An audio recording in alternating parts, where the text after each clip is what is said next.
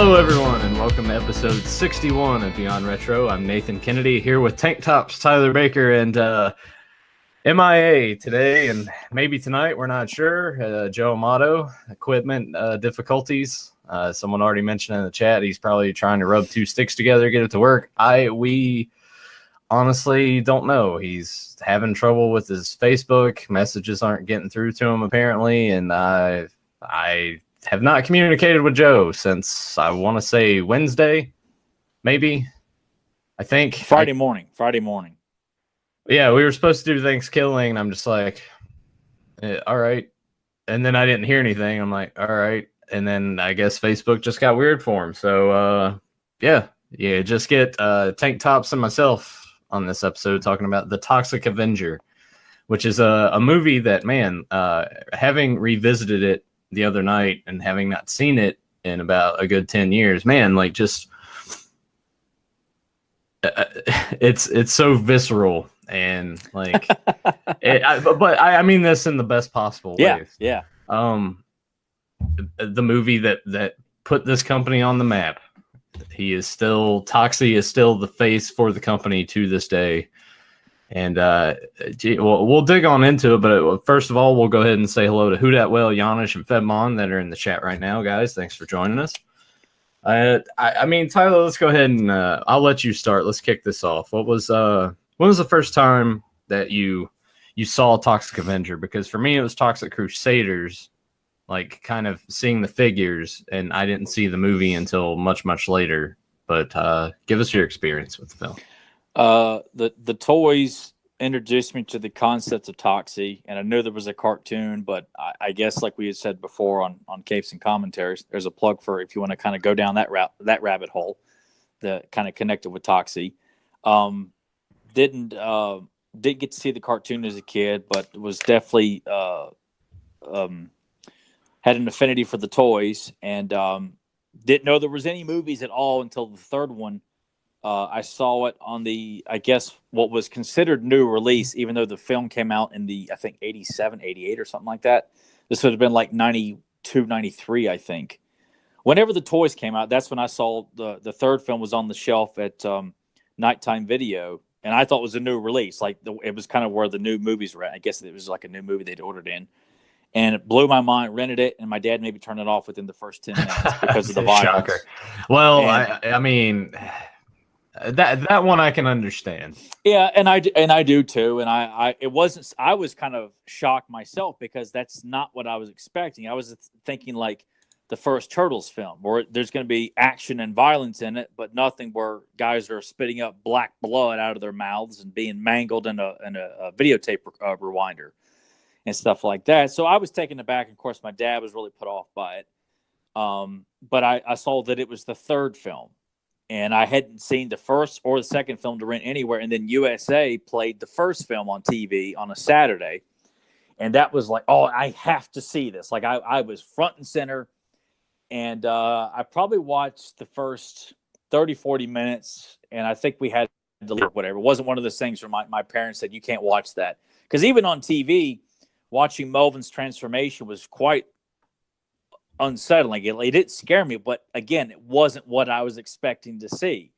And I felt for him. I felt bad for him getting picked on, all these beautiful hot 80s babes, and you got the goofs, of course, watching. Now I'm like, God, who would ever feel threatened by the bullies in this movie, or anybody for that matter? But as a kid, you're watching, it's like, man, there's mean guys picking on him, like all those hot girls making fun of him. So I sympathized with him immediately and felt horrible for him when he gets picked on and humiliated and runs out the window and falls in the toxic waste, and all the jokes went over my head. Like, I'm just waiting to see Melvin become the Toxic Avenger. That's all I'm focused on. He's going to take out the trash and beat up the bad guys. And I don't remember watching too much further after the transformation in the bathroom where his skin is bubbling up and everything. I was like, oh my God, man! It was just that was probably the most. No way. I did watch up to the Mexican restaurant attack, but that it was like vague memories of that, and I wouldn't see any of it again until I actually rented it from, I think, Hollywood Video years later, and that's when I got to see all of it then. But it left an impression. I still like the character a lot. I was quite fixated on the idea of Toxie and trauma films and everything like that. And I just always had a soft spot. I had to give a lot of testament to the cartoon and the toys for that, though, because that's what got it going. I still prefer the green skin look of Toxie with, the action figure look / cartoon. Like that's Toxie to me. Even though the movie's fine, the more kind of brown, muddy, muck and grime look, I still, I like the that kind of green because it makes me think of like Ninja Turtles and stuff like that too. But that was my first time seeing it. Well, I mean, speaking of Ninja Turtles, those figures pair very well with Don't that they? line. They really do. Because for those of you that don't know, thanks to the Toxic Crusaders episode of Capes and Commentaries, I went and bought all the figures from the line. Only I think 2 of them are complete with their accessories, but I didn't need the accessories for everybody. I bought a couple of the vehicles. And I'm like, I need to go dig my turtles out and get like Mugman, because he would be perfect standing beside everybody else. But I agree with you on that point. I do prefer that look of Toxic, like the green skin, as opposed to in this. Not like it works in that, but yeah, you go back to like the intimidation factor of the bullies like Bozo and all those guys. But I think where it's so fucked up because they're when they're not at the gym, they are in their car running over people for points. Yeah, and I always joke about it when I'm in the car and people are just like walking in the middle of the road or being slow or whatever. I'm like, oh, they're worth whatever. But man, like a little kid gets their head just like smashed in, and first they get hit by the car, and then they're like, oh, he's still alive. They can't have that. So then he backs up and runs his head, and a very like creative, like the special effect on that is very well done. Yeah. And, but it's funny because of the, all of this, like, I'm sure I assume anybody who's listened to this has watched it. So I feel like we're not, if for some reason you do need to watch it, but it's not off-putting because it's like, this is the kind of movie where Trauma clearly is in on the joke of letting you know, this is absolutely nuts. It's insane. We're not taking ourselves seriously. We're telling a superhero story here, but we're also being completely bonkers with this idea. It's silly, it's ridiculous, and we're letting you know, hey, we're not trying to be serious here. We're just having fun and being nuts with it. And having like the kid just go as the wheel crushes his head, and just all the bows are like screaming like this, and all the girls were getting on. Like, at one point, the brunette's in the sauna fingering herself, looking at pictures of the dead boy. Like, yeah, she's rubbing one out to pictures. Yeah, like this is fantastic though. Like, this is awesome. Like, she's a hot '80s babe getting off in the sauna. It's messed up what she's getting up, but that's part of the joke, And then Toxie comes in and throws her on the rocks, talking about her. Oh man, her hot ass, her smoking ass. I'm like, something. Dude, like, I know she's really rude, but that's no way to handle that situation. Like, I just would have embarrassed the hell out of her, not damage the goods there like that. I have to strongly disagree with Toxie's punishment on her.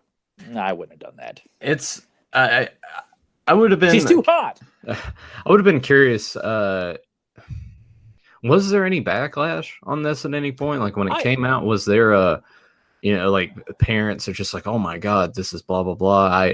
I mean, obviously we were probably born, I think, when the movie came out. Yeah, we were too young at this point to. I can't imagine, because I've never really dug into the back history of Trauma, because I just have always known it to be there, because you'd see other films like Surf Nazis and stuff like that on the shelf in the video stores. But I imagine, like, and anybody feel free to correct us if you're listening to this in some Facebook group or you're a Trauma aficionado. We're not claiming to know the back ends and outs of Trauma. This is just hypothetical. I'd imagine like these films were kind of released as like kind of underground VHS stuff. Like they probably had very, very small releases in theaters when they came out. Not enough to really, especially back then when everything's getting released on VHS. People aren't really forming mobs about stuff. It's clearly late. I don't know. I don't know if it was, because I remember on VHS, Stan Lee does narrating for the opening and closing of the film, I thought. You watch it on DVD, it's somebody else. But I swore I thought Stan Lee does the opening narration for the film. Maybe I'm wrong, but I could have swore when I rented on VHS. But I almost felt like, there's so much stuff that was released that's, risque and violent and stuff. Like, unless it was going to get a wide, like, theatrical release, it probably just went under the radar in terms of, like, doesn't draw too much attention if it's just going straight to video for the most part and just in limited releases and things like that. Yeah, someone had asked what year was this film released in. It's showing here May 84, but only for New York, so it must have been like that I do remember hearing that it only, because I know the guys that Tell 'em Steve Dave are big Lloyd Kaufman fans, and they actually know Lloyd Kaufman personally, and I think they had talked to him briefly about when he was trying to get Toxie noticed, that he had really struggled just trying to get it into any theater to get it screened to let people know about it, which makes sense. But I'm pretty certain that it didn't have much, and it was strictly like within the Jersey, New York area, and that's really about it. And then home video is probably where it gained its cult following, of course. Yeah, it had another date on here of April 11th, 1986. So I imagine that's probably when it came out on VHS. Probably so, yeah. Or maybe gained enough steam to get a wider release elsewhere. Who knows? Yeah, I mean, because I imagine films like that too probably had a hard time getting funding, for filming, let alone getting, distribution release on home video, because, obviously 80s was the boom period of home video. So yeah, it would, for people to want to invest in a movie that's quite rough, raunchy, violent, how do you sell it? Do you sell it as a comedy? Do you sell it as an action film? Do you sell it as a science fiction horror movie? It's kind of like American Werewolf in London. It's like an amalgam of different, it's clearly a comedy. I see it as a comedy. I put it over with my superhero movies because I consider him a superhero. But I think more of it is like a comedy, kind of like Howard the Duck. Yeah, I could see it basically being pushed towards when sort of the grindhouse theaters were still existing up there. I'm sure that it fit in perfectly. Oh, absolutely. Yeah, a lot of these kind of snuff films were exploitation films where, women are just willingly showing their breasts, no problem at all. Showing, having one of my favorite gags in the movie, and I'm a dog lover, but I just laugh when the guy who plays Sandman in Death Warrant is playing in the Mexican fast food place, shoots the blind girl's dog, but to sell the effect, they just slide the dog across the floor. Like, the dog's clearly, alive, and they just somehow slide the Sarah dog, Sarah, across the floor. And I just thought it was something. Me and my brother both thought it was such a funny gag of trying to sell the impact of being shot by a shotgun. Just because it's so silly and ridiculous. I take offense to like watching dogs get hurt in movies, and of course when you watch John Wick, you want to kick everyone's ass. But I'm like, this is just being silly, because the dog's really clearly not dead. Even when they show the effect of like the dog's been shot, the dog's laying there just breathing, with all like the effects on him and stuff. Like, I love it. It's just like, it's so cheap, like that too. But, I think that's one of my favorite segments of the film is just when Toxic comes into and she's like, I'm gonna fuck you up, and then he just tears his arm off. I know it takes him up for the guy to realize his arm's been torn off. Like he's still, and they all knew kung fu. Everybody in this movie, even Toxic, everyone knows how to roundhouse kick, fly kick. I mean, nunchucks are available. A Mexican restaurant that has samurai weaponry on the walls. I just definitely a take on how popular ninjas were back then too. But I just thought that was so crazy. When the last time I watched it, it was one of those things where I'm like, man, everybody in this movie, like Cigar Face's gang, like they all know kung fu, and like a kung fu drag queen. I forgot what his name was. The guy who's dressed up like a woman, and they're all gonna like rate the police officer and stuff like that too. But he knows, it's just waiting for him to do like Van Damme's helicopter kick. And stuff like that too. And how Toxic's voice constantly changes throughout the film. Like, it almost sounds like there's a different guy doing his voice. Yeah, it goes from part to just like grunts and stuff to like just a deep like, hey, it's gonna be all right. I'll get you out of here. Just like, it's not even Melvin talking. Like, it just he's grown up. He's got a much more adult voice. It's like an enhancement of puberty for him.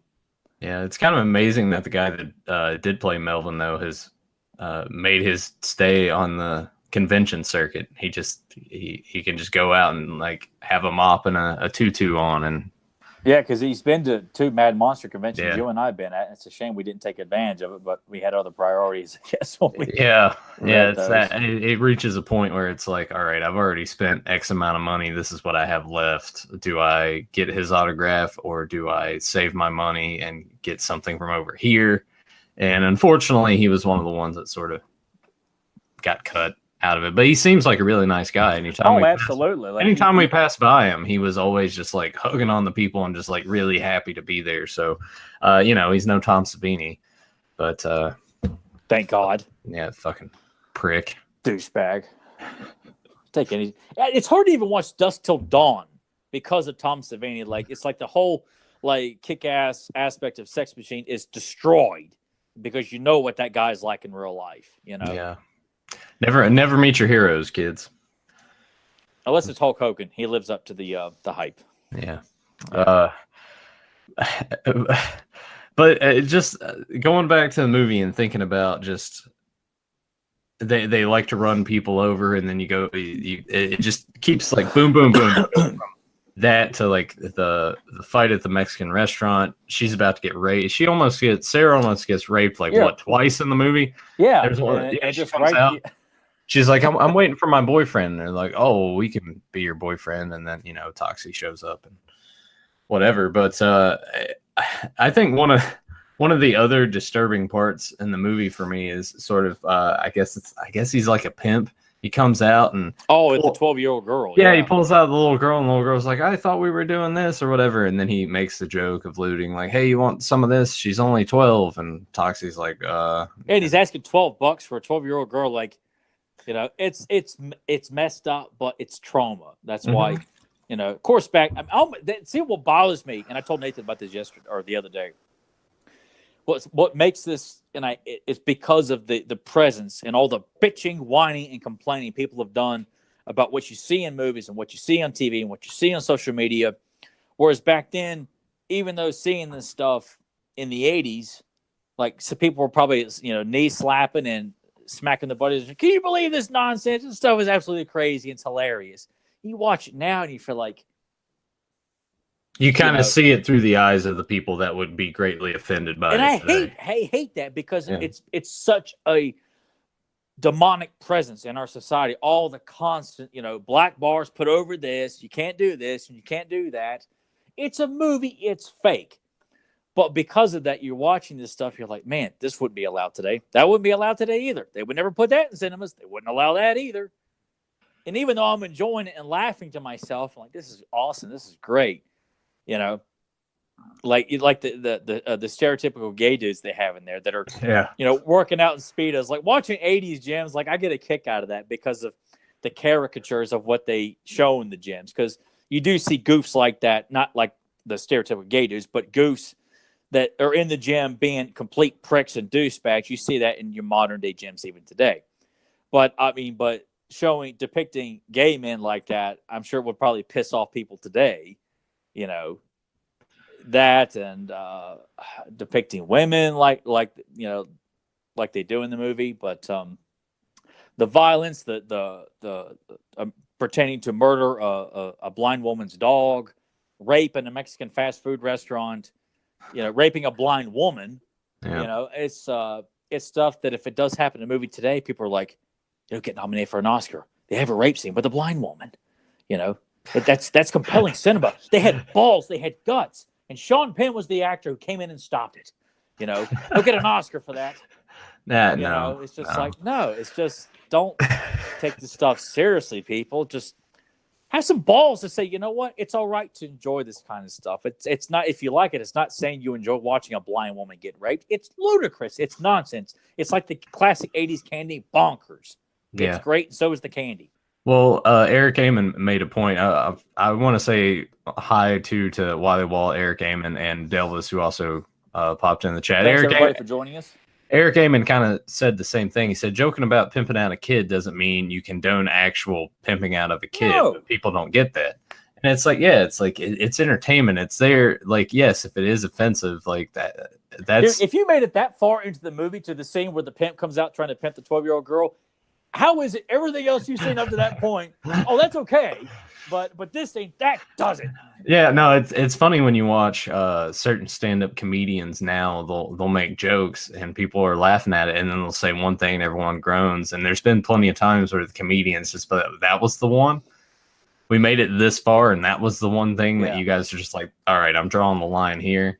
It doesn't make any sense. I can appreciate some people go, oh, like they want to laugh, but that's kind of cutting deep. I'm like, I feel like the comedian, goes, what, and just play it off like, every comedian has something to say like that. Any good comedian can throw out a bit of a grenade every now and then. I think it's, well, shoot, look how long George Carlin made a career out of being risque and telling it like it is, but not afraid to say what he had to share. And it's like, I thought it was great. Like, that's the kind of mindset, you feel like, don't censor the comedians. Dude, you got no business being in a comedy club or going to see a comedian if you're the kind that's going to get, sand in your vagina over something. Well, I mean, that's the other part of it too. Like, if you do find it offensive, stop watching it. But people feel like once they're offended that, what, I have to get on the soapbox and tell the world. And it's like, no, like, just,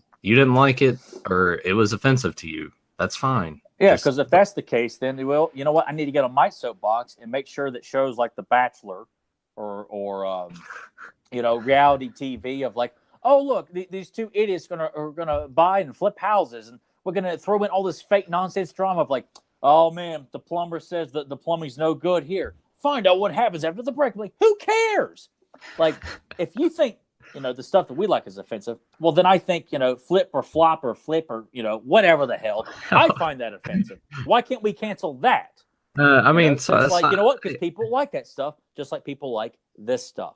Hey, some of those house makeover shows are all right. No, they're not. I've had to sit and watch. They're all the same. If you've seen one, you've seen them all. But, however, I will say this, because this is all about all-encompassing here. I'm making an example here, because people love to go out and attack stuff that's considered offensive. Okay, well, that's why I feel like, there's a lot of crap in entertainment that I don't like. But it's not my place to sit and tell people that they can't watch something that I don't like. Who the hell am I to sit there and denounce people and tell them that this must be canceled? This must not be seen by the public because I think it's trash and it's offensive because I find its subject matter is like the brain of an ice cube. Who am I to sit there and tell you that you can't? And who are you to sit there and tell men and women that they can't watch exploitation films of the 70s and 80s? Like. It's if we're all trying to encourage encompassing and acceptance from sexual orientations to religious backgrounds. Well, that's the thing. Not everyone's trying to do that, though. Well, when they start bitching publicly, that's what they're saying. They're pushing for acceptance. But when it comes down to it, people like to kind of make and break the rules as they go along. Oh, But here at Beyond Retro, we are all accepting, except Chris Pratt. We encourage, I welcome Chris Pratt. I know you do, and that's why you're still my best friend. I accept you for your beliefs. I don't have. It's like in the episode of South Park. I don't have to accept it, but I tolerate it. Like I allow Nathan. If Nathan likes that kind of stuff, that's his choice. He's a grown man. He can make his own decisions. Well, it is funny because it brings up. My situation at work, the group of people that we're all in the corner together, and we always kind of think like if anyone were to pass by and just hear some of the shit that we either talk about or say to each other, that they would probably be like, oh my God, because there's this girl that works over there, and all the dudes, I shit you not, dudes just come out of the woodwork to just like to walk by and just look at her. And then they'll try to come like talk to her, whatever. Anyway, we have a rapport back and forth to where like she's loud and obnoxious. And she said something one day and looked at me. And I was just like, you're so fucking stupid. Like, I didn't mean it. I was just saying it to say it, and she thought it was funny. So we have this thing back and forth now where I'm just like, I wish I would, like, every time you speak, it makes me wish I was deaf. just really like if someone passed by and heard, they would probably get really offended by that. But I don't. I've never understood that. Like, I don't get offended by anything. I think if I had to pinpoint it to something, I get offended when people don't have acceptance or don't have common sense or feel the need that they need to really push their views. And it's mostly conservative people, and that's their thing. I'd say both sides, because I feel like, you know what, and I'm not political at all. I just feel like some people get so angry about their views, not just with politics, but how they think people should live their lives and stuff like that, from their entertainment choices to their sports teams to their choices of how they live their lives. I'm like, you know, if they're not harming you directly or throwing in your face literally, then who the hell are you to stop? Go out of your way to stop and tell these couple of guys that are busting each other's balls that you don't like how they're talking to each other, you know, or that you don't agree with couples being affectionate in public or something like that. Yeah. It's like, as long as they're not bending one over the table, you know, at the local food court at the mall, you know, just you know, look, they're being affectionate. It may not be the most pleasant thing to see, but just go on. Yeah. You know, go about your life. Yeah. I mean, do you have that much free time that you just had to walk over, tap one of them on the shoulder and say, I don't agree with what you're doing here? Yeah, people do that though. I know they do. No, I've seen that in public. I've seen like gay couples out in public, and someone will walk up to them and just be like, I do not condone of this. I'm like, well, who are you to, like, who cares? Like, yeah, man. you fuck off and go somewhere else. Like, it just, yeah, all the guys in the chat are like, man, this is starting to get a little heavy. I think it needed to be sort of discussed though, because when you're talking about movies like this that clearly are just exploitation and it just sort of parody and comedy with elements of like horror and things like that, because you know now if you were to screen this to people, they would just be, oh my god, I can't believe they hit a kid with their car and ran him over. Oh my god, this blind girl. It's like, no, like you don't get it. No, you don't get it.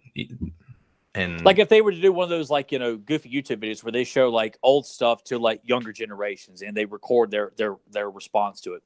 If they were to take this to a big college campus and show it to freshmen, the current freshmen that are in right now, you know, the ones that have grown up with social media, like that's all they know, and all the, you know, do's and don'ts of that stuff, and you show them the Toxic Avenger, like you kind of feel like some of them probably would enjoy it because they're in college and rebelling, but then you got all of them that would probably, you know, a lot of them would probably be enraged about seeing children being ran over and elderly ladies being beaten, having their cars stolen, like not accepting the fact that this is completely silly and nonsense. Like even the attack on the old woman, it's hilarious because of how it's done. It's choreographed in the most silly, ridiculous way. Anybody, I don't care if you're a social justice warrior or you're not, if you're watching any of this stuff, you can't possibly take any of it seriously. That's what we're getting at here, guys. We're not, Nathan and I, neither one of us are political in any means. I couldn't even tell you who's running for office, who's in office, and whose views or what. I'm in such a plastic bubble. I try to avoid, but it's kind of tough. I'll see snippets of things, and it'll make me groan a little bit because I'm just like, all right. I personally, I feel like as a whole we're regressing, but it's also we're in this weird space now where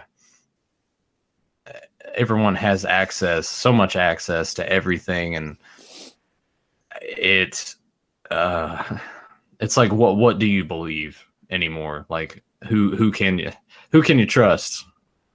Hubba money. Who do you trust? Who do you? It's politics are. That's why I never choose to talk about it. Like if other people start a conversation and they ask me and pull me into it, then I'm like, all right.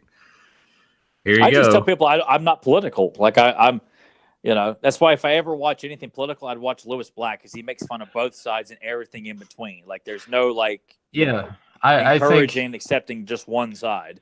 Yeah, at this point, it's like fuck both sides of this. How about let's just be normal let's just be human beings. Yeah, like, treat everybody with respect. I don't care, male, female, gay, non-gay, black, white, Asian, Hispanic, Italian, Asian, Russian. I don't care. Just if you're nice to me, I'll be nice to you. If you like Chris Pratt movies, well, don't throw it in my face. You like it, you like it. But it's been this way since forever. I like, people just aren't. You know what? We're on a small little underground podcast here. We have no agenda here. We're just two guys chewing the fat here with guys listening to us right now. So I think that anybody listening to this clearly knows we're two local Virginia guys. We got no axe to grind. We're just defending people's right to entertainment. I remember I went and saw like the Da Vinci Code when it came out because there was all this drama about, oh my God, so many people, so many religious groups were upset. I went to go see it just because what could possibly offend people of this movie? I came out like, who the hell is offended by anything in this movie? This is the most dumbest movie I've ever seen. It was a waste of time. It was a waste of money. I'm like, why did Tom Hanks and Ron Howard waste any time on this nonsense? And people were up in arms about this. I'm like, why? It was just, I feel like, God, people are so, it's like, aren't you parents, or don't you have people that you love and want to spend time with? And you have to write letters and go on, the internet and you have to make a point about this stuff. Yeah. Don't you have jobs and pets you would rather play with, or video games you'd want to play instead, or watch your favorite sports team, and just go on and start bitching about stuff?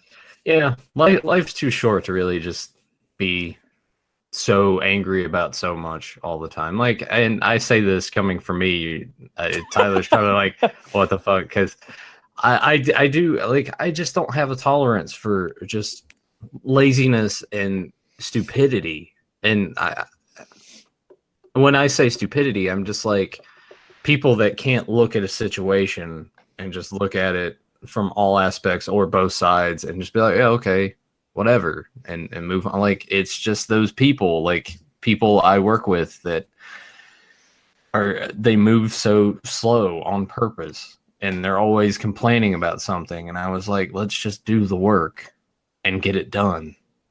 Like, the time you spent bitching about this, you could have already had it done. Like, I don't have any place in me to just be like. And anyway, to me, that's no different than any other man or woman walking this earth who has a full-time job.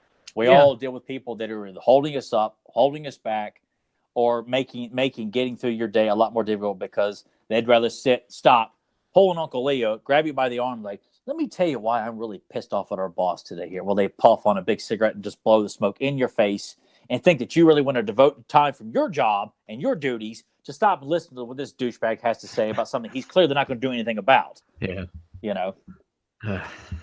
We just want to remind people we're just like you. We're like everybody else. Everybody listen to this live or on Podbean, on iTunes. I'm sure a lot of you go through the same things here too. But the world is fucked. I just even the Toxic Avenger. That's the kind of, it's a messed up world. Yeah, and you just got to learn to fight back and realize, embrace everybody. Just like how the city of trauma embraces Toxic. Like, he's not a bad guy. He's trying to mind his own business and live a happy life with a beautiful blind girl.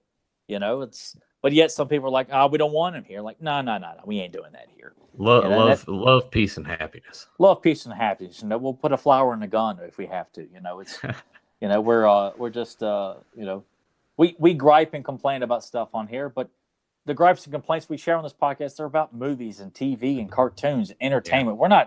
We don't really come on here and bitch about like the hard topics you see on CNN or Fox News or NBC nightly news or your local, CBS News or whatever. Like, we're talking about fanboy problems. Those are the problems that keep me up at night, not, tax reform and stuff like that.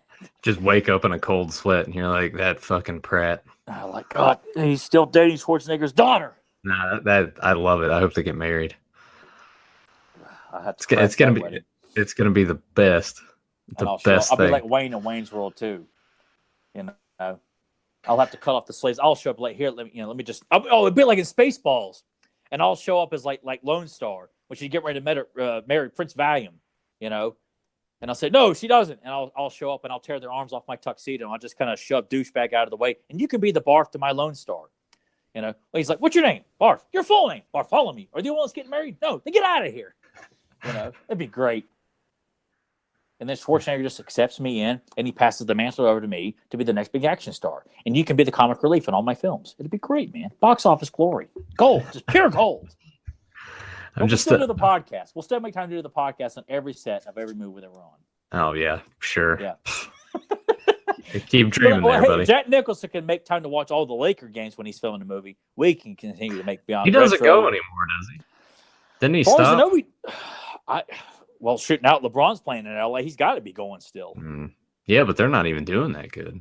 No, they're like, I mean, they're. I think they're in the top 8 as of right now. But I checked the standings like about a week ago. They're still not doing great though.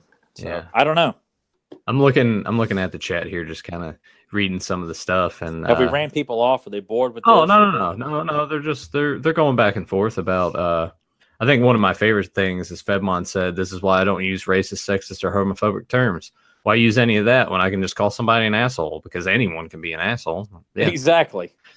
That's entirely true. And then, Giannis is kind of pondering what it would be like if Joe were here right now and we were in this conversation, what his opinions and thoughts would be. Joe would be probably PC, just kind of sit back with his arms crossed and listen to what we had to say and just like, well, back to the movie. Yeah, because he's PC about everything, and he's all about pretending to throw gas on the fire without actually throwing gas on the fire. Anybody that sees his Facebook post, it's like, so guys, tell me from a scale of 1 to 10, does this suck? Or something like that, knowing full well he thinks it sucks. He just wants you to say it sucks without him actually asking you to say or come out and said, I think it sucks. Do you agree with me? Oh man, he's got his ways around dancing around the truth, and the cult of Amada they all dogpile in. Yeah, he's that cult, man. It's a good cult though. Words. It is a good cult. That's a good cult. They're good people. The Kool-Aid, it's sugar free. It's clean Kool-Aid. I'm gonna admit something on the show right now. I have not watched any of the Toxic sequels. I need to. I've had that set for so fucking long on DVD too. You would think that I would have watched it by now. Oh, I need to bring this up on the show this week too, because we did Roger Rabbit last week, and we got a comment on there that was just like, I did not appreciate the language that was used. And I was like, well, clearly this person is new. I don't know if they're a subscriber or not. And I got to thinking, and I'm like, maybe they just searched Roger Rabbit on YouTube and that popped up. And they're like, oh, okay, cool. And then they're like, oh, what is this? But I commented back, and I was just like, sorry that you didn't like that, but that's who we are and that's how we talk. Like, yeah. I'm not going to change that for anybody. Like, sorry. The purpose of this is the content is for it to be like you're listening to your friends talk movies. Yeah. If you're out at a restaurant and you're talking movies after you went to go see a movie, or you're hanging out in the basement somewhere and playing video games, you talk about movies, cartoons, and stuff like that. That's what this is about. It's not a professional setting, because we clearly don't have the means for a professional setting or a studio or anything like that. It's just, we're just guys that are just sharing stuff, and hopefully people enjoy what we have to say. That's the mission statement of the podcast. It's not to be on the Joe Rogan status or something like that, it's just. I don't know. I kind of feel like maybe this week people will be bored by this episode. Don't know why. I'm just kind of. We know Joe's absence always has an effect on stuff. It's just kind of when Joe's not there to advertise it, people not as many people tune into it, stuff like that too. But we don't know what people think about the Toxic Avenger or Toxic in general. It's just kind of we throw it out there, and like not every episode is going to be a humdinger, or not every episode is going to be a flop, a lemon. I mean, like. I mean, we could always talk about something that's. I think the next time that Joe isn't able to make it, I know we kind of had our ideas for some of the other stuff, Well, but this was all like last minute. Like we had already Yeah. set in stone we were going to do Toxic Avenger. So I know that we had the plans for Superman 4 and Race with the Devil, but I also want to throw out, since Joe he watched them once and doesn't remember, maybe we can cover the 2 John Wick movies. I think that'd be great. Yeah. That way, we're not strictly like just sticking with the old stuff back in our day kind of thing. Is John Wick 1 and 2? They need to be praised, especially with 3 is on its way next. Well, I think 2019. Yeah. I think May 2019. Yeah. Yes, in all its glory, wrapping up the series, man. So we'll have to do John Wick, Sleepaway Camp. Yeah, and Joe likes that, I know, but. And I think if we can manage to see Creed 2, maybe if Joe sees it, maybe we can review that as well. Because I know Joe loves the Rocky movies. Yeah. So maybe we got to try and find time to go see it. Yeah. Yeah, but it may be one of those things with your work schedule coming up. We may have to see it at separate times and just try to just go see it. Just make sure we have it in time for the podcast. All right. So. Fedmon brings up Sergeant Kabuki Man. I actually have that on DVD and also have not watched that either. I have a lot of movies that I've just gone and bought. And Nathan has done this for years, though. Like it's one of those things I would ask him, did you watch that yet? No. There's so many things that I bought years, and at this point, God, 15 years ago, maybe even longer. Sat on that Nathan's shelf. DVD collection, Blu-ray collection, it dwarfs mine, tenfold. But I could probably have a great time pointing at movies. Did you watch that? No. Did you watch that? I didn't even know I had that. I am reaching a point where I'm just like, I thought I had this and I don't have it, or I have it and I'm just like, oh, I have that. Cool. Do you remember when we used to log? You did this too, right? Where we log anytime we buy movies, DVD Aficionado. Yeah, we logged them on there, and then there was another one that I would go to. I think at last count, when I sort of stopped with it, I want to say I had about 1,600 movies, like DVDs and Blu-rays. Yeah. Oh man. Yeah, I kind of lost interest in doing it because I feel like the only person that sees this is me. Yeah. Like, why am I doing it? It would seem cool at first because that's when we were so big into just, and I guess for our own benefit, making it look like, oh, I can scroll through all these movies and nobody else knows about it except me. Why am I doing this? Right. Yeah, I kind of dropped off of that train as well. I mean, I guess you made it a hell of a lot longer than I did. Yeah. I mean, I guess it's good for like a insurance purpose sort of thing to make sure you have cataloged what you have, but at the same time too, just go and take pictures of your collection now. But at the time, we didn't really have access to phones that had cameras on them. No, when we were doing that shoot, I don't think we even had cell phones at the time. I think you did. I hadn't gotten on that train yet, and then I got a phone, and then you moved, and you're like, oh yeah, I text now. And then I went through that whole phase. Which I fought against that for a while, though. Like I think it wasn't until like 2005, I think, when I started to text. Because I was just like, I just didn't see the whole point in it. Because I don't need to text. If someone wants to talk, they can call. I'm like, you know what? I'd much rather text than phone call. I fought it until like 2009. So I held out for a while, and I'm just like, I don't like this. The fuck texting. If you want to talk to me, I guess just because when you see what the trendy population is all about, you're like, I want nothing to do with that. So therefore, you denounce anything that's trendy and popular that's like you can't avoid, like not seeing, because it's always there in front of you, no matter where you go. And then eventually you assimilate into it. Yeah, but you do have to. Like texting is. But now it's better because I don't like talking to people on the phone. I'm like, unless it's my mom, my parents, I will talk to on the phone. Everyone else, I'm like, yep, you can text me. Yep. Yeah, I'm pretty much the same way for the most part. Work-related stuff, just send a text. If I get on the phone, we got to do the formalities, and I'll never get you off the phone and you interrupting my work or my flow at work. Just send me what you want, and I'll respond to it, ASAP. So. Yeah. Well, back to Toxic Avenger. What else should we mention? And any other highlights? I think the one other highlight I would like to bring up is just that death with the weights. I thought that was another very well done that effect. was, and it just how over the top it is. Like dude, the part, it was like, I think the weight rack, we're talking maybe 30-40 pounds coming down at a very light speed, crushes like the guy's head in half. And I'm just thinking, like, just how ridiculous, that kind of weight doing that much damage. Of course, the human skull is very fragile, but just like the excessive apocalyptic damage that was done with the smallest amount of weight possible on the rack. And it was funny too because Toxie at this point scares everybody away, and he's still just doing it. At no point is he like, I hear screaming. He didn't look around or nothing. I'm like, all right, it's just little nice touches like that just it makes it funnier to think about. Like, he didn't hear, like he didn't notice any of this, and then as you said, it's such a lightweight coming down at such a slow speed. That's just classic. I mean, that, and I always liked the brawl in the alley with Cigar Face and his two henchmen. It was just, I don't. Plus, I liked the fact that one of the henchmen had a name like Cigar Face, like almost like that should have been the character that showed up in the Toxic Crusaders.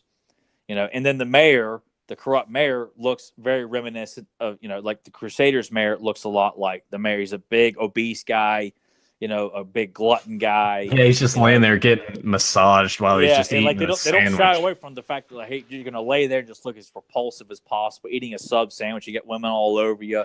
The local sheriff is a German Nazi almost, essentially. Just everything that's like considered villainous and offensive is just thrown in here in one big melting pot. Well, it's just like the little lady that he kills at the dry cleaners, and that's how they think they're going to frame him. And he's like, actually, no, this lady was quite bad. And he's like, oh, we got to cover it up. But that scene in and of itself too was hilarious. Yeah, I mean, it's now I will say this too. Like I told Nathan, because it had been so long since I've seen it, I did feel like the film should have been cut down a bit, because after a while it kind of gets a little drawn out to a certain degree. You kind of feel like, because I still don't know how long the film is. Is it 90 minutes or is it? No, it's an hour and 22 minutes, I believe. That's it. God, it felt like it was longer than that. Oh, it's showing 79 on here, but I want to. Holy crap! Wow, 79 minutes feels a lot longer than it is. Well, then you know what? I stand corrected, people. Let's dig into that a little bit. At what point do you like? What would you cut out? What parts felt too long to you?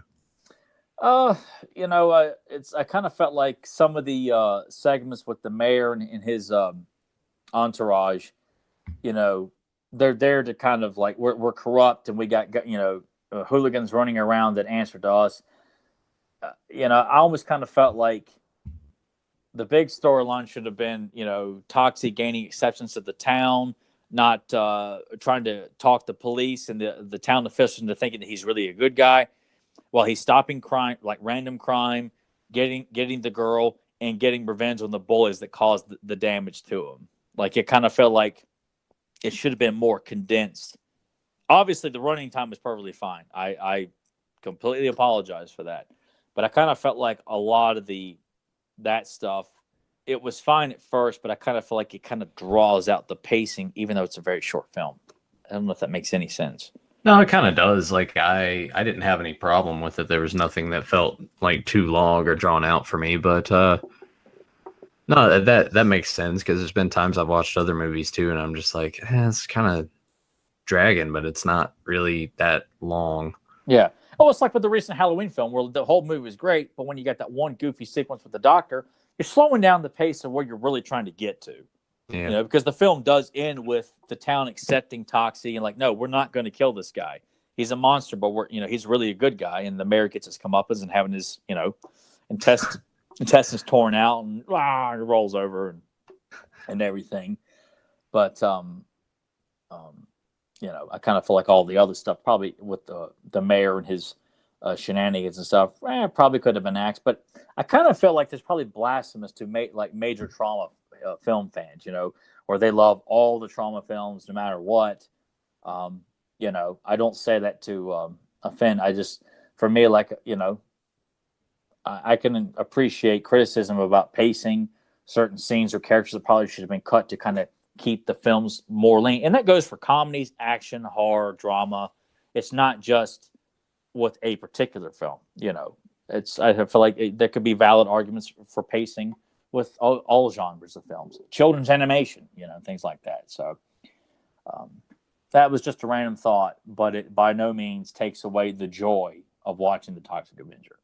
It really doesn't. So anybody who hears this, you're like, this guys don't know what they're talking about. I'm just reminding you, I genuinely love the film. It's not coming off as like I'm a pompous, prick, and I know more than you do with my monocle and top hat.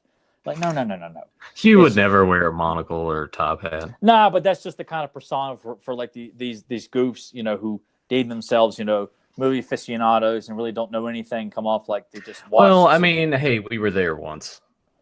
We were both that way once. I know I was. I was like, I have all these criterions. I was not a criterion collector, though, and I didn't deem myself, because I still had a great appreciation for, even though I didn't grow up on horror movies because I was too scared of them. When I got man enough to watch them, I'm like, these are great. And you watch the current stuff, like, this isn't good. Like, I didn't grow up watching Halloween until I was, in my early to mid-teens.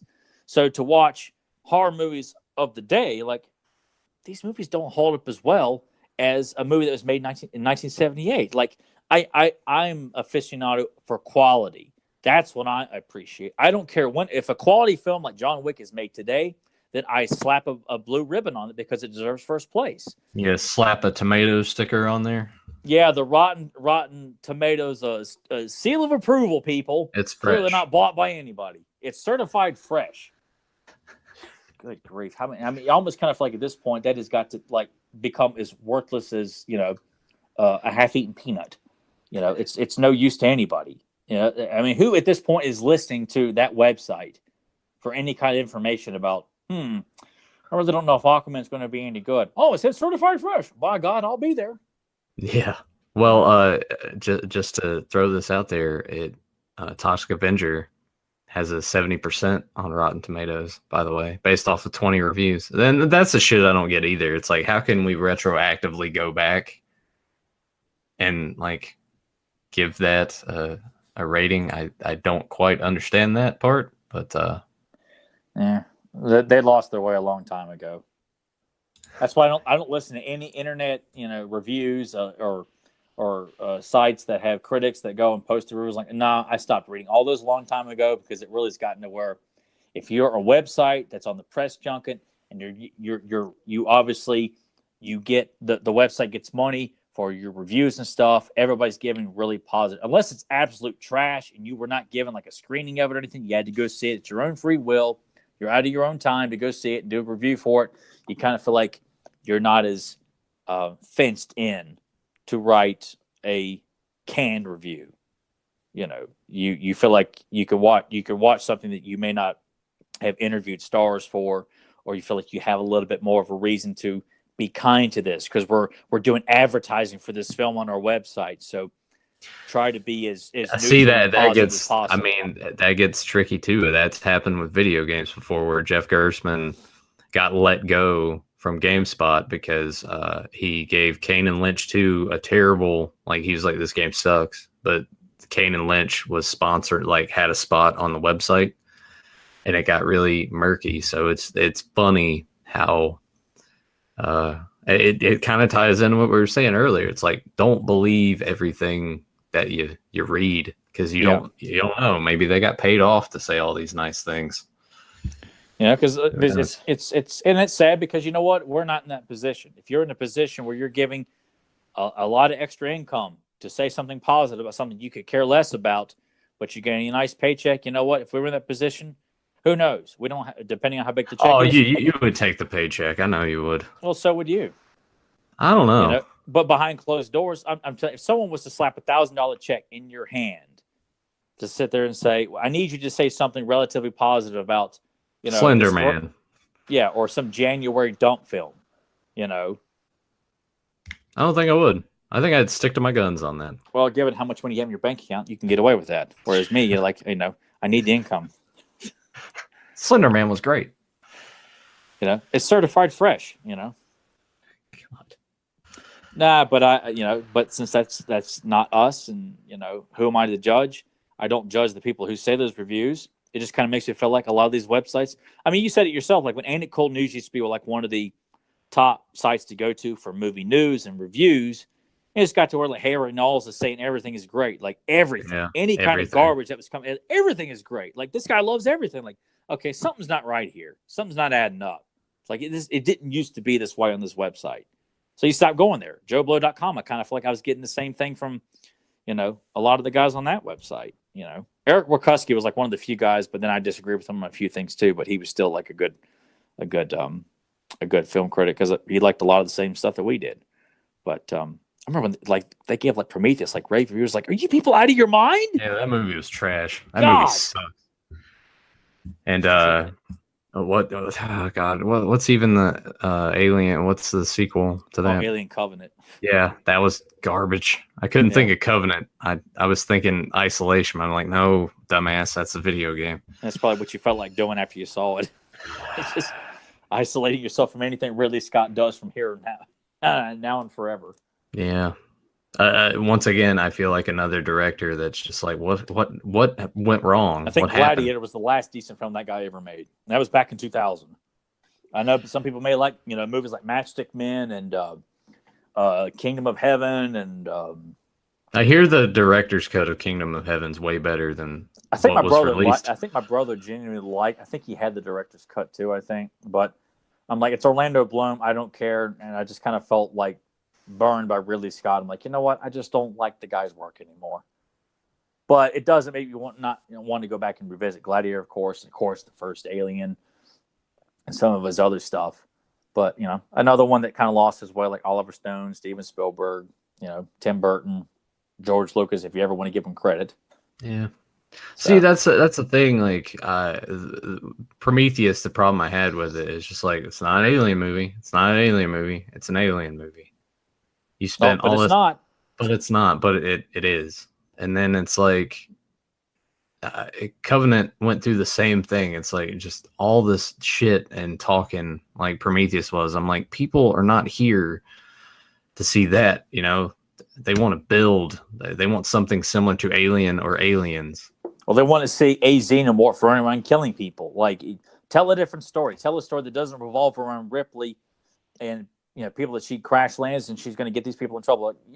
I'm fine with that. Telling another story that gets the alien creature on a ship and kills people, or in a different location and kills. That's what we all tune at or show up to watch. And I was so excited for Prometheus when that film came out. We went opening day, me and my dad, and we both left furious after that film. We just absolutely could not stand that film. And my dad got dragged to see the second one with his aunt and nephew, and he hated the film. Yeah, I read Bucks that one. I went and saw Prometheus with Sam, and Sam was like, "It was pretty good," and I was like, "No."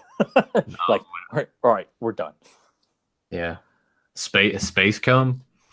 I remember the Red Letter Media. Oh yeah, why? Yeah, it's all of this.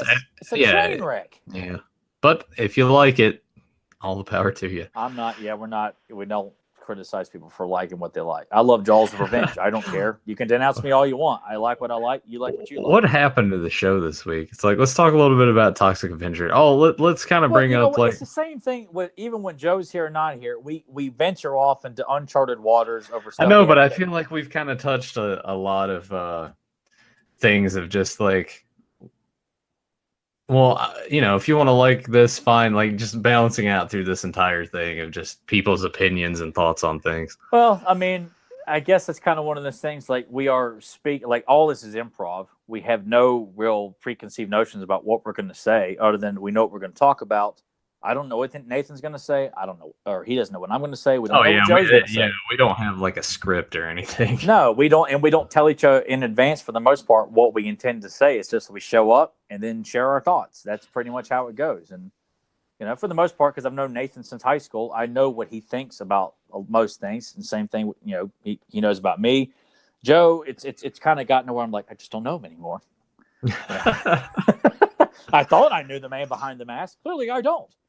What But was it? Was Rawhead Rex the tipping point for you? nah. It's just that was just like one of those things. Like, you know, I really thought I was going to stumble on something. Okay, I could see why Joe likes this movie. No, it wasn't the case. But I really wish we would have been able to do that Thanksgiving episode, because for once you would have seen that Joe and I did not agree on something.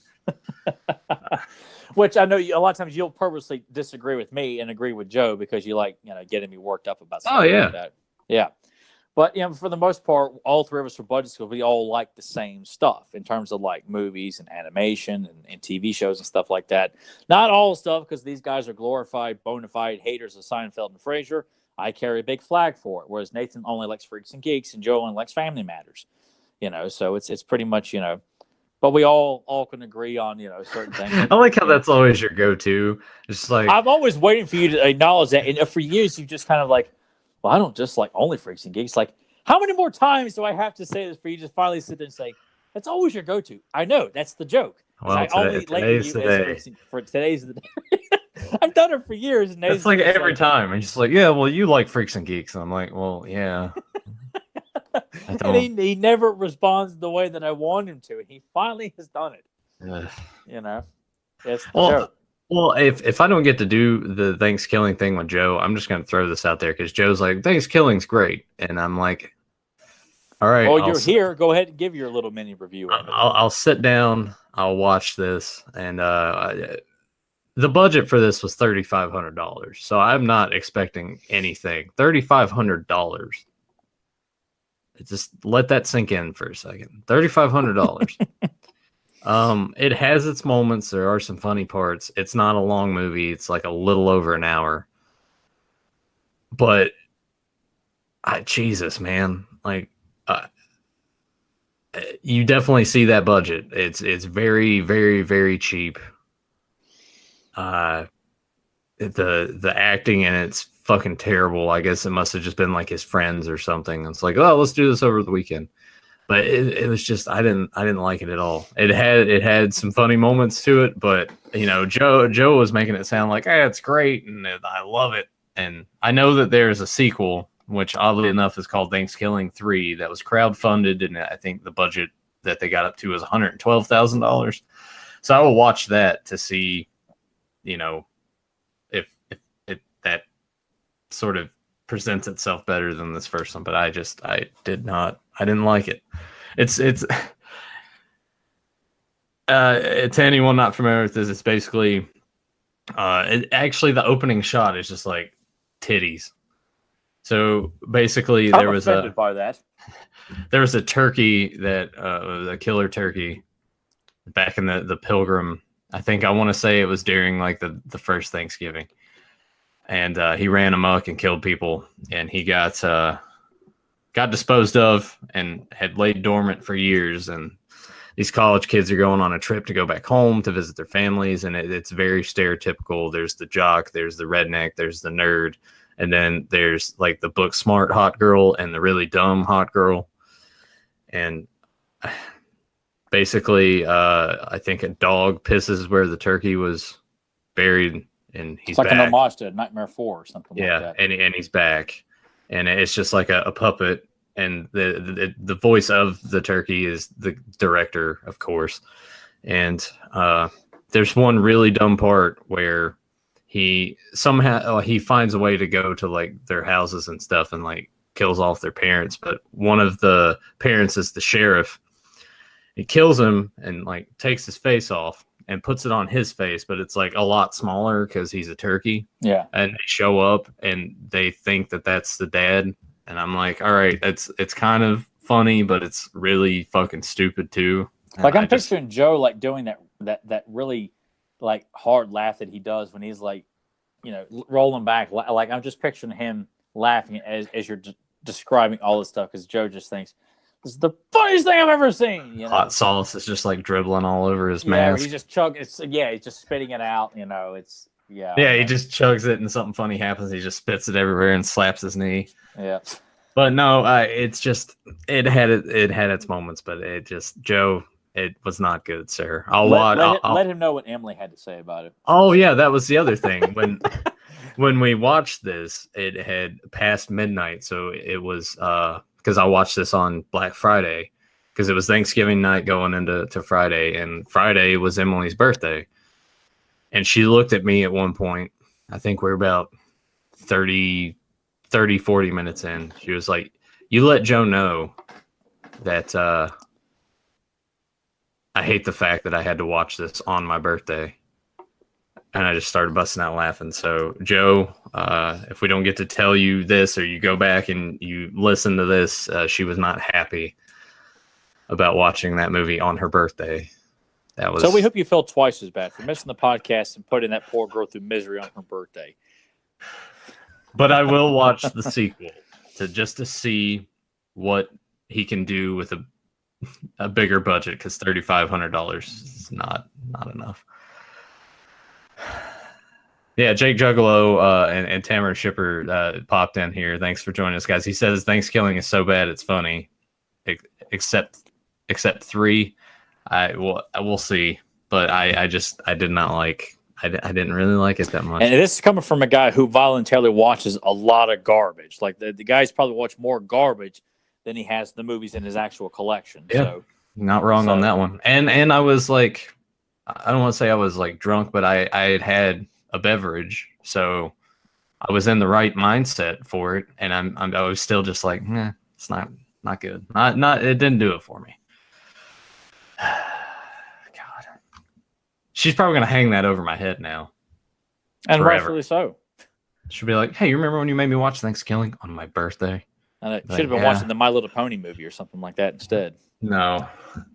I have watched a little bit of My Little Pony, and I'm just like, that was enough. That can. If you enjoy that, that's fine. She's actually got some of her.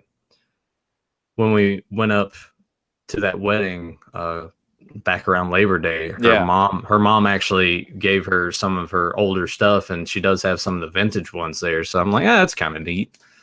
And I was telling her, I'm like, we can put like a shelf going across right there, and you can kind of display them. That way, I have more ammo that people can just give me shit about when they're watching, thinking that that's all my stuff. But yeah, Fedmon's actually right. He's like, yeah, but she watched that film with you. That means she's marriage material. Absolutely. She's watched a lot of the terrible things that I just voluntarily sit down to watch, and she doesn't care. She doesn't really bat an eye, but I mean, because she can always fall asleep. So yeah, she's just kind of immune to it. Yeah, she came close to the end of Thanksgiving. We actually watched a movie last night, and she fell asleep. I was sitting there like kind of laughing, like pretty loud. Didn't even wake up. I was like, man. It's like, I gotta laugh harder. You got to put on Dumb and Dumber, and then like have her like wake up like during Jeff Daniels' epic bathroom sequence. No, I'm gonna sit her down and we're gonna watch that, because that is one thing that needs to be corrected. Yeah. I know we've talked this entire show about people's opinions, and if they don't like that, that's fine. But for her to say that she doesn't like Dumb and Dumber, I can't have that. I gotta change her mind on that. There are films in our world like Jaws, Predator, Ghostbusters, Dumb and Dumber. Those are films that I feel like Wizard of Oz, like there is no tolerance. That's something I will not tolerate. Those are the kind of films you feel like, there should be some sense of approval or appreciation for those films. Not saying you got to be a hardcore fan, but you get it. Or you like, wasn't bad, pretty good, or something like that. Of course, my initial impression for people to say they haven't seen Jaws, I'm like, what? I thought the shark was kind of fake in the movie. It wasn't as real as like Meg, And they just, take their head and smash it clean out of their ass. Oh, yeah, that came out on Blu-ray. Oh, yeah, my cousin bought it and was ranting and raving about it. Oh, they liked it? Oh, yeah, this is all the same cousin who loved Venom and thought Alien Covenant was awesome. I know. Yeah. I got into a disagreement with him about Venom in the parking lot when I called him come out of the theater for it. He got quite upset. I was like, no! And sure enough, I ended up seeing it, Speaking of bumping into people in public, guess who I ran into yesterday? Well, we passed each other, and I was like, was that who I thought it was? Jason Queen. No, and then I got a message. Was like, did I just see you? I was like, actually, yeah, you did. You want to take any other guess? He listens to the show. Travis? We were supposed to hang out with him. Oh, really? Yeah. And where did you happen to see him? At the liquor store. Wait, had to been. Was that Matt? No, it was Jordan. Jordan was at the liquor store? Yeah. So I figured it'd probably be Matt going to the liquor store. No. So I walk out of the liquor store and I'm walking in my car and he's like getting out of his car and we sort of just passed each other and I like stared him in the face and I was like, I kind of gave him that look like, because he's got a beard now. I don't, last time That's why I you saw haven't him, seen him in person in a long time. yeah, and he had like a Broncos beanie on, and we passed each other. And I'm sure because his girlfriend was sitting in the car. I'm sure she looked at me like a weirdo because I'm just like passing by. I was just like, and then I just went to that guy. And then I just went to my car, and you should have just yelled, "The Broncos suck, man!" and just got in your car and left. John Elway's a loser. Terrell Davis wasn't that good. But then I get a message from him. He's like, "Did I see you at the liquor store?" I was like, "Yeah, that was me." Yeah, like, I'm on my way to Pizza House to going out. You're going to be there, right? Yeah, but man, like after I went there, I went to Chick-fil-A to get some food, and Chick-fil-A around here at like 6 p.m. It's packed, and the drive-thru is packed because my plan was just get the food, go back home. So I'm like, I'll go inside because the line in there doesn't look that bad. And I'm sure these guys are like, where's the conversation about Toxic Avenger again? But I go in there and I order an 8-piece nugget and a sandwich combo. I mean, these guys come in and threaten to rape you over a table, then Toxic comes in to save you. No, that would have been interesting. But so I order all that stuff. And the lady comes up beside me to order her food from another cashier, and she's like, I want a sandwich. I want a grilled chicken sandwich with blah, blah, blah. I don't want that. I want this nugget, and I want a lemonade, and I want a cookies and cream milkshake, and I want a 30-piece nugget. Holy shit. Like, she ordered one of those that party trays? Well, I guess so. So I'm waiting there for my food. And like, order for Nathan. And I'm looking at it and I'm like, well, I see the bag there. And then it's also like inside of another bag. And she hands it to me. And I look and I'm like, holy shit. I got her 30 nuggets in here. Well, I'm going back to the car. Time to go home. So I got a free 30-piece fucking. Oh man, that's awesome. Chick-fil-A. Yeah. Emily had some of. Seeing your face, like, I'm going home. Yeah. I was like, well, see you later. So now, man. I mean that was all their screw up, but now that's something Joe would really be enthusiastic to hear about. Is getting a free party tray. Like this whole episode, 30 like, nuggets. Joe's be like, "What is Toxic Avenger? 30 nugget party tray." That's the part that's going to make Joe pop up. He's going to light up, when he hears that story, if he hears that story. Yeah. But 30 nuggets, man. 30 Chick-fil-A nuggets. Isn't it awesome getting those party trays? Yeah. I come home and I take the 8 nuggets and just dump it into the little container that had the 30. I'm like, I got 38 nuggets here. I'm going to do the math. Because Emily ate some of them and she made like some other stuff to eat with it. Because I was like, I'm not going to be able to eat all this. So I had my sandwich. And there were 16 nuggets left. So that means I ate 22 nuggets and a sandwich and fries. Whew. I was stuffed last night. So thanks, Chick-fil-A, for messing that up and giving me just a shitload of free chicken. Now, was this supposed to tie into Toxic Avenger? Because I think you made a point to say like this is like, I know you're supposed to talk about Toxic Avenger, but just bear with me. No, I'm saying like, I'm sure these guys, and you see it in the chat. It's like, Toxic who? Yeah, we've let the listeners down this week already. Clearly, you know what? I kind of feel like we have, honestly. Yeah, I think we have. This is a flop. Just the lack of even though everybody comes along for the ride when we talk about a wide variety of topics when we're talking about one movie or something like that. But you know what? But we ought to do something like maybe a bonus episode to make up for this flop of an episode where we just could not stick to the topic at hand. We got too preachy and political when we're saying we're not political, but we managed to still be political. And I don't know. Should we? People listening, you guys want a makeup episode or something like that? Something to, Oh, I like. When would we do that? I don't know. We'll make it up to you, but we just don't know when. We do like a brief 30-minute episode. We talk about American Werewolf in London or something like that, or Alligator. A movie about the big man and the alligator in the sewers or something like that. Another fun episode, a bonus episode. We recorded, something that they would, I don't know. We apologize for that. It wasn't the intention. I think overall, I think it was fine. I think these guys by now know that we're going to talk about it a little bit, but we're going to talk about it. Well, I guess it really depends on the enthusiasm too. Like, not to say we're not enthusiastic about Toxic Avenger, but I think if we were to talk about, we kind of hit the high points. We talked about the kills and how violent it is and how people would respond to it today and stuff like that. I blame society. That's the reason this episode's done, is I blame society. If society had not watered down with all of our, you got to be protective and censor this and censor that, you can't do this, you can't do that. We probably wouldn't have went down that rabbit hole of this and that. And so yes, I blame social justice warriors. So don't blame us. Blame those morals on the internet. We're getting a suggestion of killer clowns from outer space. I mean, that's always something we can do too. I think, wasn't that something that we were supposed to talk about during Halloween? Yeah, but that's when Joe kept we should do this and do that. And I said, how about Dr. Eagles? Is Tyler serious? I can't tell if he's really being serious. Don't say LOL. I'm really mad right now. I'm Italian. Just relax, man.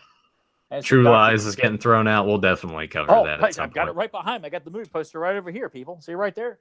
Absolutely. We could do True Lies for you, people. Absolutely. Look how he lights up. He's like, more Arnold movies? Yes. It's like we've been doing this podcast for over a year. We've only done Total Recall and Commando. I mean, it's kind of a shame. And we've only done Rambo, too. We talked about... Well, we did barbarian films, but not like a specific episode on just an Arnold film. True. And we did the 80s action movies, too. But I mean, like I said, a specific episode dedicated to... I don't want to do Predator yet. I really want Predator to be way down the road. That's something that'll be the last episode of the show. No, I just kind of feel like that's like blowing your load too early.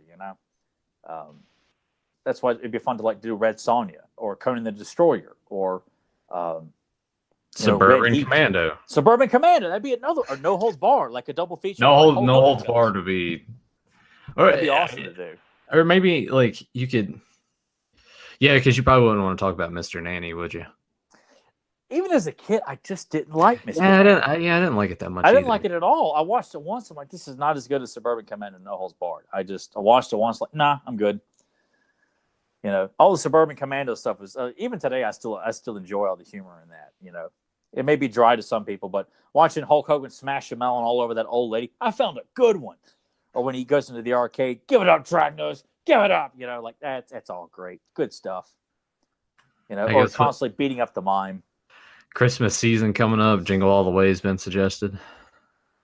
Yeah, I mean that's another. It's definitely one of my least favorite Arnold films, but I'm not opposed to discussing that one by any means.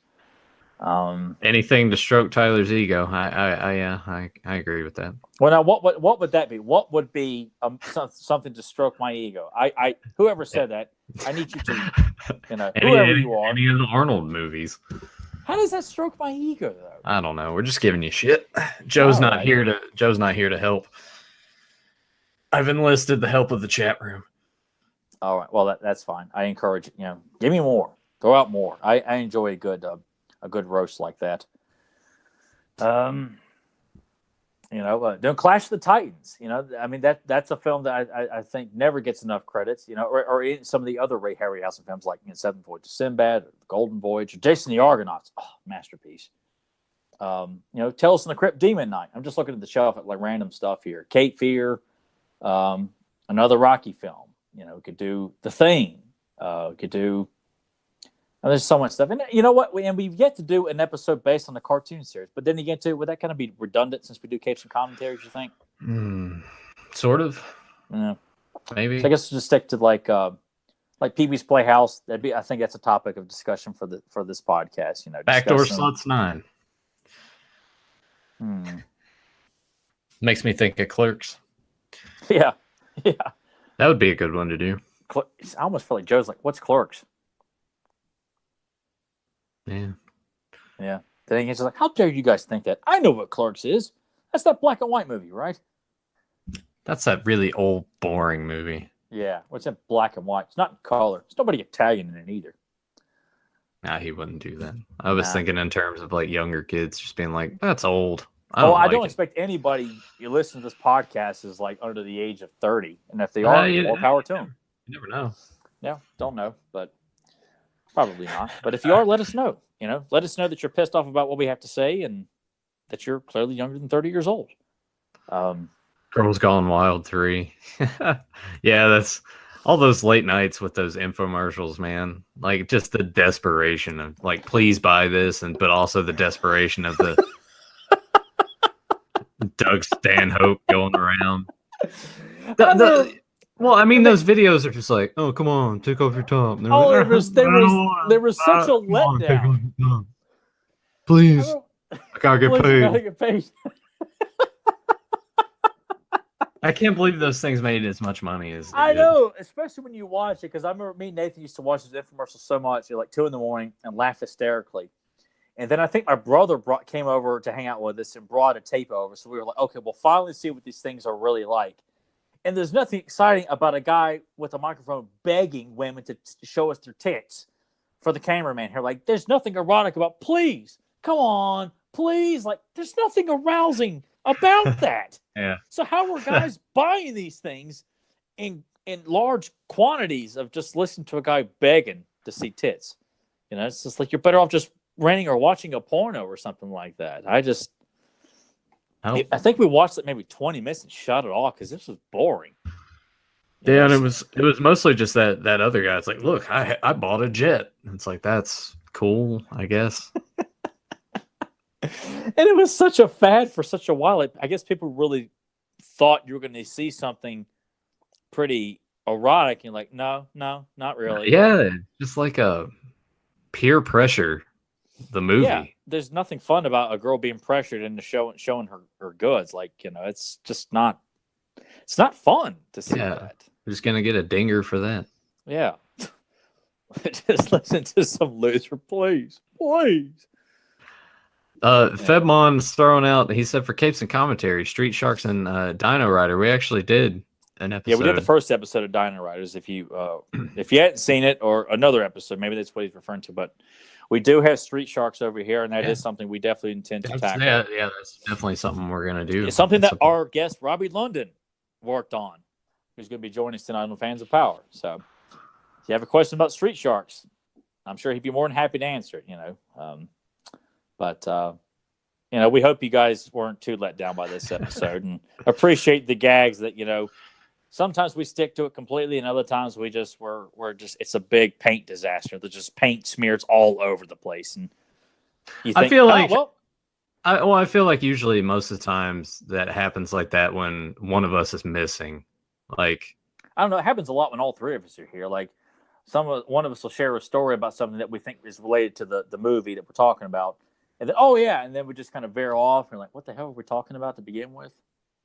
I mean, I always feel like if I like the people that I'm listening to talking on a podcast, I can appreciate whatever direction they go in.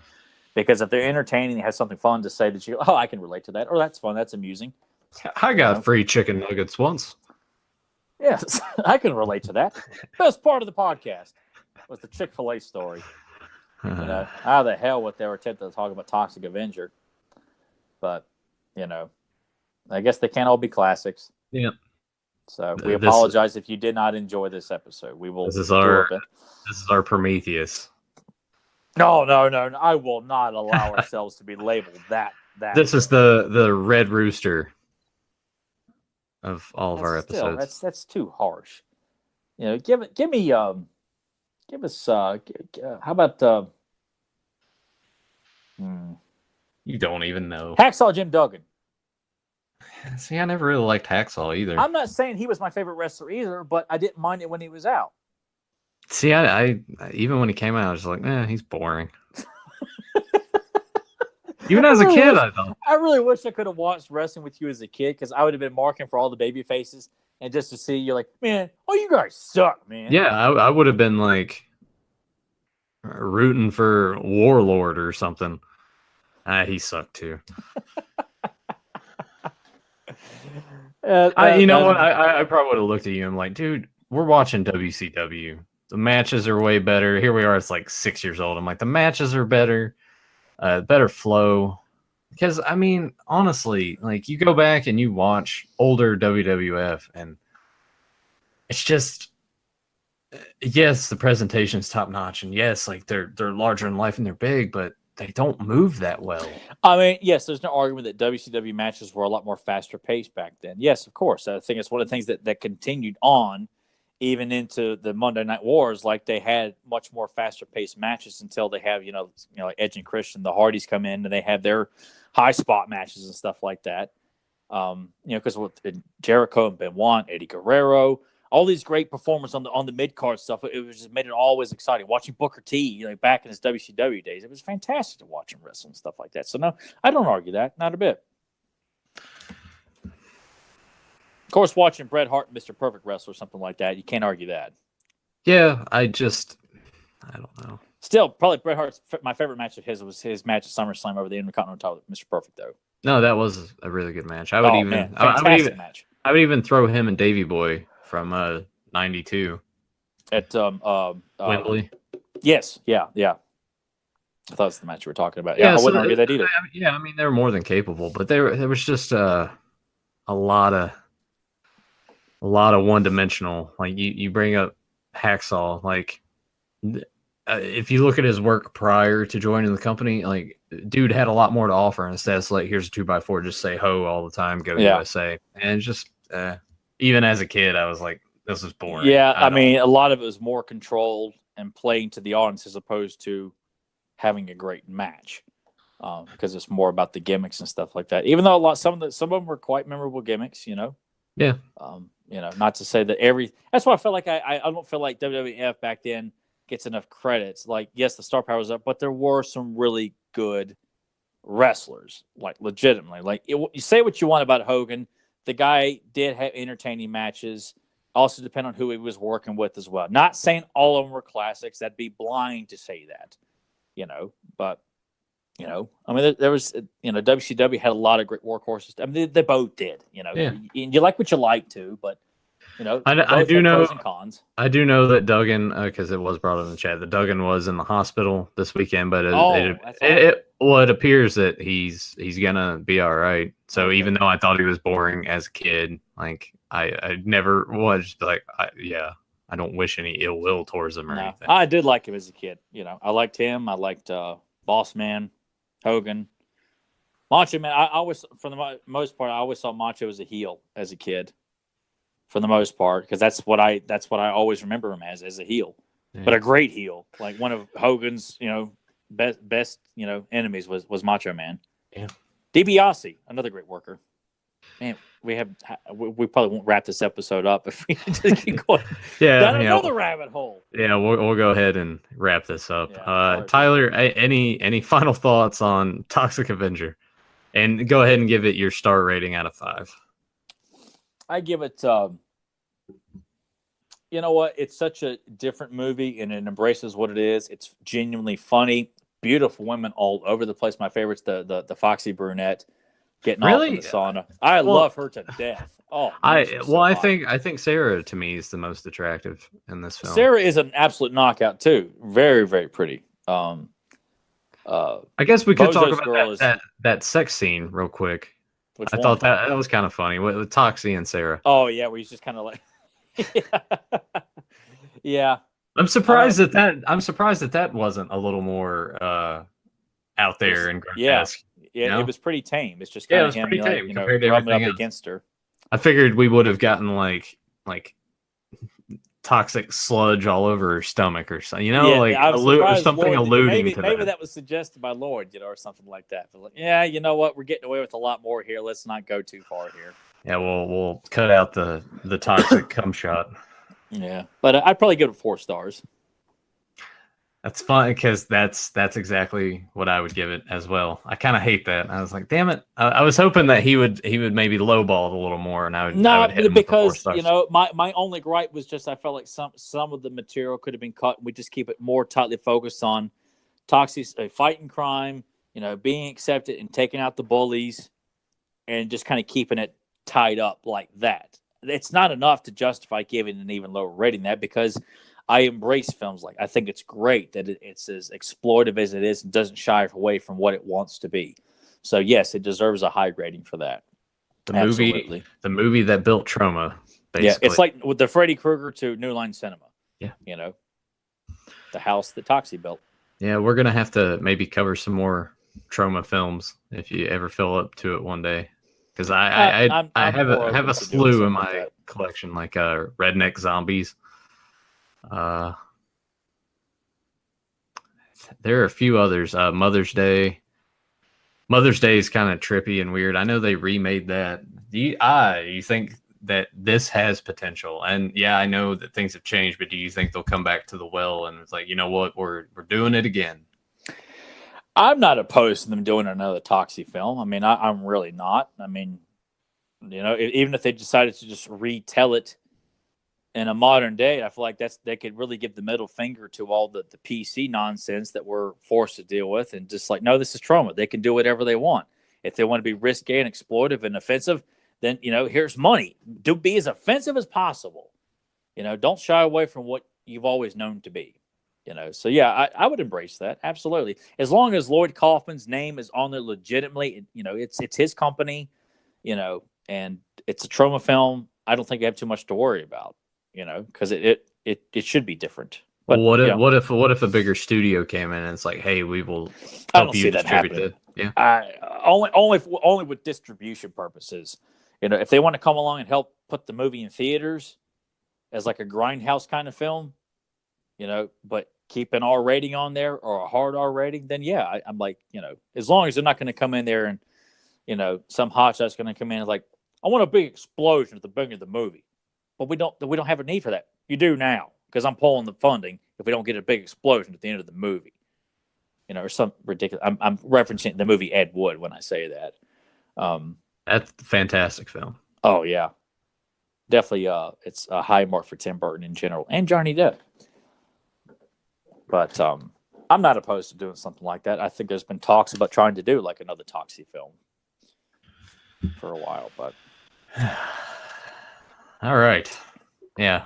We were all over the place today. Yeah. Well, we are being true to our form. That's what we do on this podcast. Yep. And after this, we're going to go search out and maybe find some goodies. Hopefully. Probably not. The last few times I've been to this place, it's been just like dry. And I'm like, damn it. It's like had a few good weeks of finding like good figures and statues and things, and now nothing. That maybe I'll be the good luck charm. Yeah, I doubt it. Yeah, probably not. But if you guys are new to this channel, make sure you hit subscribe, ring the bell so you get notified when we go live or a new video gets posted. Check out the links down below. We have Podbean and the iTunes link if you guys want to download us onto your devices and listen to us. But I also want to encourage those guys that are on that platform, come over to the YouTube channel. Give us a subscribe, support the channel. I felt like I almost didn't get that word out. Check out beyondretropodcast.com. It'll take you to Pop Culture Network's our page on that website that will have all the archives stuff. You can look around there and you can find Capes and Commentaries and Fans of Power, the He-Man podcast hosted by Tyler and Joe. But I'm kind of getting the feeling that it'll be no Joe. It's going to be you and I and Robbie London tonight talking about his body of work. Check out Joe's Custom Creations. Hit him up once he gets his stuff working. Get him some funds in there. Get him feeling good. I don't know how he's feeling right now. I hope he's okay. Yeah, I imagine something like this probably stresses him out and doesn't feel too good. So Joe, when you do listen to this, we feel bad for you, bud, and hope you get it up and working as quickly as possible. So,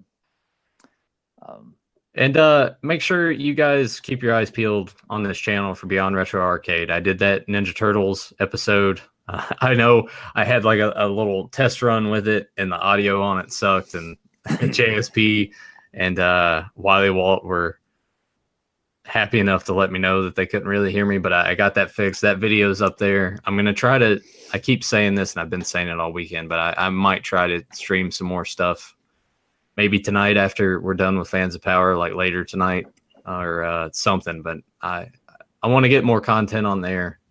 Hopefully hang out. You guys can pop in the chat and we can interact while I'm playing the game and just kind of have a good time. It'll just be like a side rant, but with video games or something. Yeah. I don't know. We'll mess around with it, but sleepaway camp next week, possibly. Yeah, we won't set that in stone yet. We'll see how things are going to go with Joe's setup and what he would like to do and whatnot. But until then, thank you guys again in the chat for joining us live. Always a pleasure having you here, and we will see you guys next week. Take care.